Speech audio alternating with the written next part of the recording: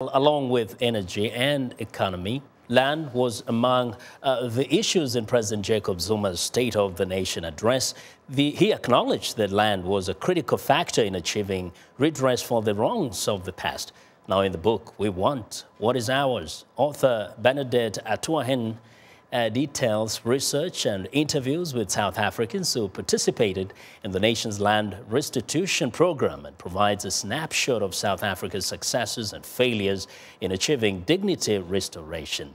Bernadette Atuahenes is here today to tell us more about her findings. Welcome, Professor Atuahenes. Thank you for inviting me. Why is your name troubling me like this? Atuahenes. Atuahenes. Atuahenes. Exactly. And it's good to have you with us today. Land. Yes. When you talk about the issue of land in Africa, of course, we think about many countries that were colonized, but I think South Africa always easily comes to mind. Absolutely, because in 1994, when South Africa transitioned from apartheid to democracy, 87% of the land was owned by whites, although they constituted less than 10% of the population. A clear result of massive colonial and apartheid-era land theft.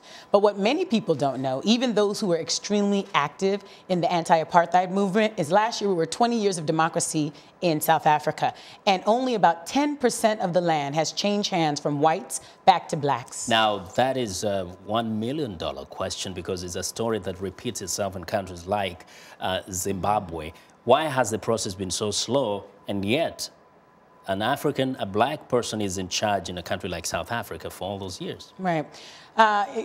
This is actually what I believe is happening is that the process is still low, number one, because the proper amount of money isn't being given to the land restitution program and land reform more generally. The process is going so slow because of lots of administrative hurdles.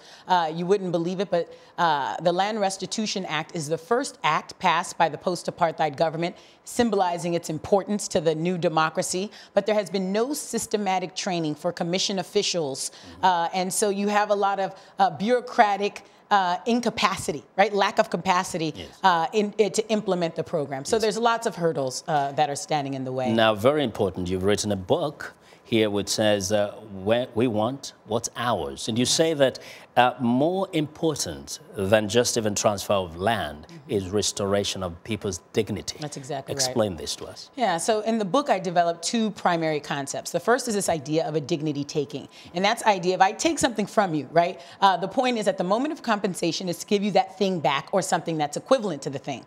But there's certain instances where I take something from you as part of a larger strategy of dehumanization or infantilization, right? And in that instance, just giving you the thing back is not enough, because I took more than a thing from you. I robbed you of not only your dignity, your property, but also your dignity. And that's what the harm, I call it dignity takings. And I say in these instances, mere reparations is not enough as a remedy. What's required is this larger, more robust remedy called dignity restoration, which is a process of giving you compensation for a thing within a larger process that affirms your humanity and includes you as a full and equal member of the colony. Despite the fact that the process has been painfully slow in South Africa, you've spoken to so many people there.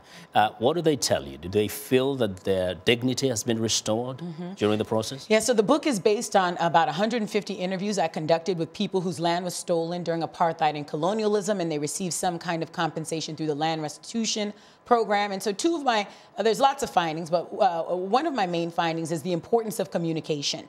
And so in fact, this idea of dignity restoration was achieved when the commission was successful in really communicating with restitution claimants, meaning explaining the process, letting them know where they stood in the process, answering inquiries. But oftentimes, there was no kind of communication strategy put in place. And so oftentimes people felt disrespected by the commission because the process wasn't explained to them properly.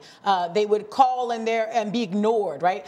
Their questions weren't getting answered. And so over and over again in the interviews, people said, this commission is treating me the same as the apartheid government did. Very quickly, in a few seconds, do you get the sense that the government is aware of these concerns of the people? Oh, without a doubt, absolutely. And that's precisely why in January 30th of last year, President Jacob Zuma reopened the land restitution program, and now we're sitting with round 2 of the restitution program. Okay, we hope it will be completed and restore everybody's dignity.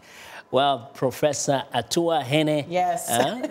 Thank you for the invitation. Yeah, thank you very much for joining us here today. Bernadette Atuahenes is the author of We Want What's Ours and Professor of Law at Chicago Kent College of Law, Illinois Institute of Technology.